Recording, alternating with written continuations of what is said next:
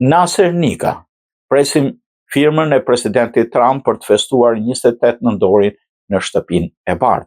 Në një lidhje për emisionin People në Euronews Albania, Nasser Nika, kryetari i shoqatës shqiptare-amerikane në State Island, dha detaje rreth kërkesës së një grupi organizatash shqiptare-amerikane që shtëpia e bardhë të njohë 28 nëntorin si ditën shqiptare të pavarësisë.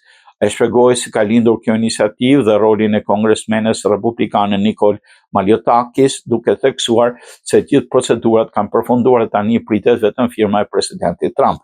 Menduan që të jemi në harmoni me Trump, me thënë të drejtën, këta e kishin menduar që vitin e kaluar, po kërkonin që dita e pavarësisë të festohet në nivel më të lartë në shtëpinë e bardhë dhe shpresoj se këtë vit do të arrijmë qëllimit. Kisha nisur përpjekjet vitin e kaluar, po Congresswoman, e cila më mbështet, është republikane, kishte pak vështirësi atë vit, pasi ishte fushata zgjedhore. Ajo më premtoi se nëse Trump do fitonte zgjedhjet, do të organizonim këtë ngjarje në vitin 2025. Kemi bërë shumë shoqata, kemi mbyllur të gjitha procedurat, nga shtatori pritet një përgjigje nëse do organizohet ceremonia. Tani kemi mbyllur çdo gjë, thjesht pritet firma e presidentit Donald Trump. Nëse flamuri do ngrihet në shtëpinë e bardhë, do të jetë një moment historik, tha Nika.